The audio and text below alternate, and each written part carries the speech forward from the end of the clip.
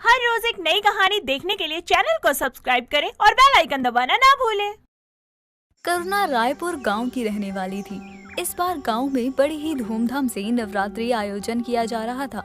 करुणा भी अपनी दोनों बहुओं के साथ मिलकर माँ दुर्गा की आगमन की तैयारियों में व्यस्त रहने लगी। जैसे जैसे नवरात्रि के दिन नजदीक आने लगे, वैसे वैसे रायपुर गांव में रौनक बढ़ने लगी। ऐसे ही एक दिन करुणा और उसकी पड़ोसन घर के नजदीक वाले मंदिर के पंडित जी से पूछती हैं। पंडित जी, इस बारी मेरी दोनों बहुएं व्रत रखने वाली हैं। अगर मेरी बहुएं व्रत रखती हैं और मैं ना रखूं तो कोई विपदा तो नहीं आएगी ना हमारे परिवार पर? नहीं पुत्री, ऐसा कुछ नहीं होगा और ये आपकी इच्छा पे है। अगर आपसे उपवास होता है तो कीजिए, अगर नहीं होता है तो जबरदस्ती मत कीजिए। भगवान भी कहते हैं अगर व्रत कर पाओ तो करो, अगर नहीं कर पाओ तो कोई बात नहीं। लेकिन पंडित जी, मैं चाहती हूँ कि मैं भी व्रत रखूं, लेकिन दोनों बहुएं व्रत रख रही हैं, इसीलिए मैं पीछे हट गई। हाँ, तो तेरी इच्छा है। पंडित जी ने तो कह ही दिया, अगर करना चाहो तो आपकी मर्जी है, वरना मत करो।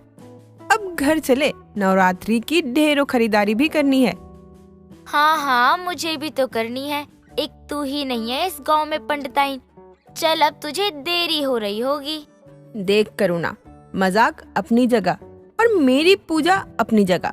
तुझे तो पता है मुझे पूजा करने का कितना शौक है, तब भी तू मेरा मजाक उड़ाती है। जा, मैं तुझसे बात नहीं करूँगी। अरे रे, क्या बच्चों की तरह गुस्सा हो रही है। बूढ़ी होने को चली है, फिर भी बचपना नहीं गया। पागल, अगर मैं तेरी पड़ोसन नहीं होती तो तेरा पागलपन कौन झेलता बता। तुम नहीं होती तो कोई और होता, लेकिन होता जरूर। अब चलो, व्रत का सामान भी लेना है। अगर मुझे देर हो गई तो मैं कल ही जा पाऊंगी, आज नहीं। वैसे एक काम करते हैं, हम कल ही चलते हैं बाजार सामान लेने। मालिनी और करुणा दोनों घर की तरफ चले जाते हैं। करुणा जैसे ही घर पहुंचती है, करुणा का खाली हाथ देखकर उसकी छोटी बहू कहती है, माँ जी, आप पूजा का एक भी सामान लेकर नहीं आई हो और ना ही हमारे व्रत का सामान लेकर आई हो। क्या हम इस बार व्रत नहीं करेंगे? बहू, आज मुझे देर हो गई थी, इसीलिए बाजार नहीं जा पाई। कल चली जाऊंगी, तो चिंता मत कर, तेरा और तेरी जेठानी का पूरा सामान ले आऊंगी। ठीक है, जब आप कल बाजार जाओगी तो मैं भी आपके साथ चलूंगी। मुझे भी कुछ जरूरी सामान खरीदना है। माँ जी, आप मुझे वो सामान दिलाओगी ना? मुझे लिस्ट दे देना, मैं तेरे लिए लेती आऊंगी। बस अब खुश? सुन, कल तू और बड़ी बहू मिलकर घर की पूरी सफाई कर लेना, मैं बाजार जाकर सामान ले आऊंगी। नहीं माँ जी, मुझे भी आपके साथ बाजार जाना है और घर की सफाई मैं आज ही कर दूंगी, आप उसकी चिंता मत करो। मैंने कहा लिस्ट मुझे दे देना, जब मैं पूजा का सामान लेकर आऊंगी तब तेरा सामान भी लेते आऊंगी। अब घर के सभी लोग बाजार जाएंगे तो क्या अच्छा लगेगा? वैसे भी मुझे बताने या लिस्ट देने से तुझे कहाँ दिक्कत हो रही है? माँ जी, मुझे कहीं कोई दिक्कत नहीं हो रही है, लेकिन क्या करूँ, वो सामान ही कुछ ऐसा है, मैं उस सामान के साथ कोई भेदभाव नहीं कर सकती। इसलिए मेरा बाजार जाना बहुत जरूरी है और वो सामान मैं लेकर आऊंगी हमारे व्रत के लिए। क्यों बहू, कोहिनूर का हीरा लेने जा रही है क्या, जो तू ही सिर्फ ले सकती है और कोई नहीं? हाँ माँ जी, बस उसी के बराबर का है, ऐसा ही समझ लीजिए। आप कल खुद देख लेना, कोहिनूर का हीरा है या कुछ और, लेकिन आप खुश हो जाओगी। प्राची की बातें करुणा को समझ नहीं आती और वो प्राची को बाजार ले जाने के लिए मान जाती है। अगली सुबह प्राची सुबह सवेरे उठकर घर का सारा काम खत्म करती है और बाजार जाने के लिए तैयार होती है। तभी उसे तैयार देखकर उसकी सास और जेठानी कहती हैं, सुबह सुबह कहाँ जाने की तैयारी हो रही है? माँ जी, आप भूल गयी। चलो, जेठानी जी को मालूम नहीं था, लेकिन आप भी भूल गयी कि आज हमें बाजार जाना है पूजा और व्रत का सामान लेने। अरे बहू, पागल हो गई है क्या तू? इतनी सुबह सुबह कौन जाता है बाजार? अभी तो ठीक से खुला भी नहीं होगा बाजार। अब तू तो कोई मंत्री है नहीं जो तेरे लिए सभी बाजार में आके बिछाए बैठे होंगे कि कब आएंगी प्राची जी। माँ जी, अब आप मेरा मजाक बना रही हो। अगर ऐसा है तो आप मुझे पहले बता देती, मैं आराम से घर का काम करती और तैयार होती। क्या तुमने घर का सारा काम कर लिया? तुम सुबह उठी कितने बजे हो जो घर का काम भी हो गया तुम्हारा? मैं रात को सोई ही नहीं जो सुबह उठूं।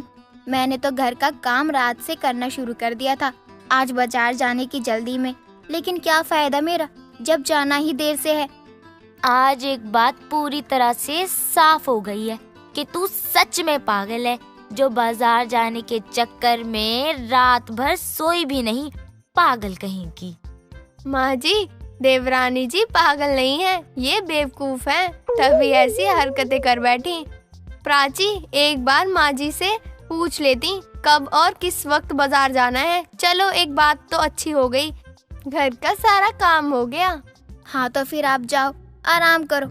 अब आपको घर का कोई काम नहीं करना पड़ेगा। लेकिन एक बात कहूँ जेठानी जी, मैं इतनी भी बेवकूफ नहीं हूँ जितना आप सोच रही हो। अब आपकी बारी है दोपहर का पूरा खाना बनाना, मुझे नहीं है। प्राची की बात सुनकर करुणा हंसने लगती है। कुछ देर बाद करुणा की पड़ोसन मालिनी उसके घर आती है और तीनों यानी करुणा, मालिनी और प्राची बाजार जाते हैं। करुणा पूजा और व्रत का पूरा सामान लेती है। तभी वो अपनी बहू से कहती है, बहू, तुझे कुछ सामान लेना था, याद है या भूल गई? अब तो मैं बहुत थक गई हूँ। अगर तुझे कुछ भी लेना है तो कल ले लेना, अब घर चल यहाँ से। नहीं माँ जी, अब कल का इंतजार नहीं होगा मुझसे। मुझे जो भी चीज लेनी है आज ही चाहिए, वरना मैं यहीं रो दूंगी। अब कब से इंतजार कर रही हूँ, कब बोलो। चलो बहू, अब तेरा सामान लेते हैं। लेकिन नहीं, सीधा कल का बोल रही हो। अरे क्या बात हो गई, किस चीज की बात कर रही हो? देखो बहू, तुम बच्ची नहीं हो और हम सच में थक चुके हैं।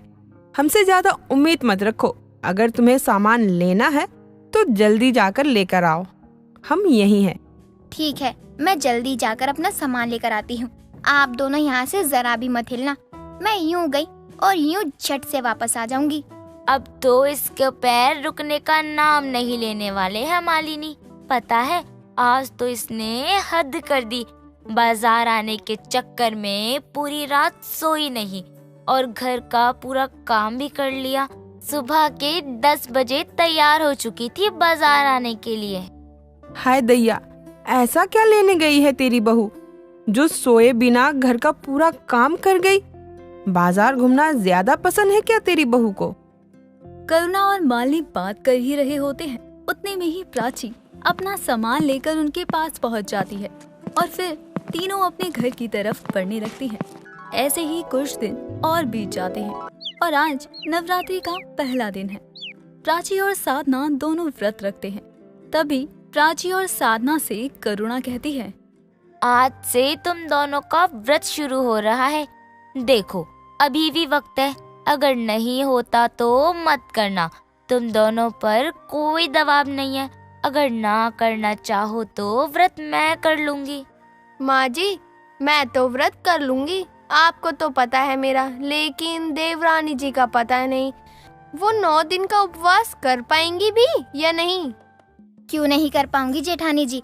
आपको क्या लगता है सिर्फ आपने ही व्रत किए हैं क्या? मैंने भी बहुत व्रत किए हैं। अब तो मैं भी अपने व्रत का सामान लेकर आई हूँ। अच्छा, क्या लेकर आई हो अपने व्रत के लिए? जरा मुझे भी दिखाओ। मैं व्रत वाली बिरयानी बनाऊंगी। क्या आपको पता है व्रत की बिरयानी कैसे बनती है? अगर नहीं पता तो कोई बात नहीं, मैं सिखा दूंगी आपको। क्या बहू, तू बिरयानी खाएगी? ये कैसे व्रत होगा फिर? नहीं नहीं, ये सब घर पर नहीं बनेगा। मैंने तो सुना है कि बिना प्याज और लहसुन की बिरयानी भी नहीं बनती। ये सब पाप है। वैसे भी हमारे गांव की पूजा हो रही है, ये सब नहीं बनेगा। बस बात खत्म।